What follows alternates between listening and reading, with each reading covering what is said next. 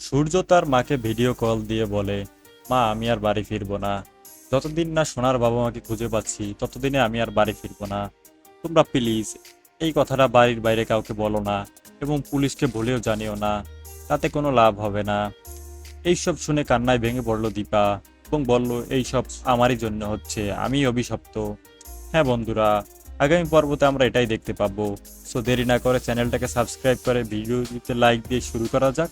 সূর্য সোনার বাবা মাকে খুঁজে বের করবে, এটাই তার সিদ্ধান্ত।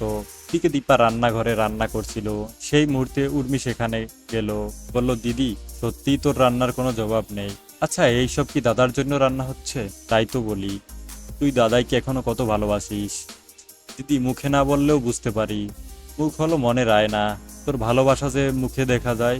তুই শুধু হাল ছাড়িস না দিদি। ওইদিকে মিশকা ভাড়া করে নিয়ে এসেছে সোনার বাবা মাকে। মিশকা বলছে, দেখি দীপা, তুমি আগুনের সাথে খেলতে চেয়েছিলে না, আজটা দেখো আগুনের।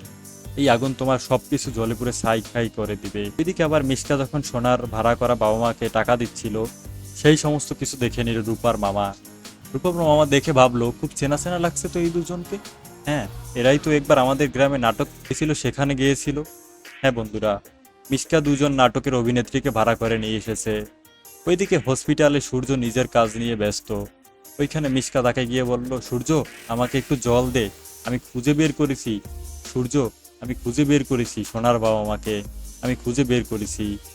এটা শুনে সূর্য বলল, কি বলছিস তুই? কোথা থাকে তারা? আমাকে বল, দরকার হলে আমি ডিএনএ টেস্ট করাবো। ওখানে মিশকা বলে, না না না, ডিএনএ টেস্ট করানোর কি দরকার, আমি যে সোর্স থেকে ইনফরমেশন পেয়েছি সেটা একদম 100% সঠিক। এদিকে রাত্রেবেলা রাত জেগে সূর্যের জন্য দীপা বসে আছে। সূর্য এলেই সে খাবে, কিন্তু বহু রাত হয়ে যায় তবুও সূর্য আসে না। সূর্য কি করে আসবে? সে তো সোনার বাবা মাকে খুঁজতে ব্যস্ত। মরিয়া হয়েছে সূর্য, ভালো খারাপের কোনো জ্ঞানই নেই তার। কতগুলো লোকের কাছে গিয়ে বলল, আপনাদের কাছে না একজন মহিলা এসেছিল, তার বাচ্চা চুরি হয়ে গেছে, সে কোথায় থাকে? লোকগুলো বলে, তারা তো এখানে থাকে না, অনেক দূরে থাকে। সূর্য বলে, চলুন আমি যাব। এদিকে সূর্যকে ফোন করে, ফোন নট রিচেবল বলে। তখনই লাবণ্য সেনগুপ্ত দেখতে পায় তার ফোনে সূর্য একটা ভিডিও মেসেজ পাঠিয়েছে। সেই ভিডিও মেসেজে সূর্য বলছে, মা আমি আর বাড়ি ফিরবো না, তোমরা আমাকে খোঁজার চেষ্টা করো না। যেই দিন আমি সেই দিনই বাড়ি ফিরবো যেদিন আমি সোনার বাবা মাকে খুঁজে পাবো। তখনই দীপা বলে, মা আমি একটা অভিশপ্ত, আমি যেখানেই যাই সবকিছু তছনছ হয়ে যায়, আমি মরে যাব। তাহলে সবকিছু ঠিক হয়ে যাবে। রূপা তো আপনাদেরকে পেয়েছে, ওর বাবাকেও পেয়েছে, ও থাকতে পারবে।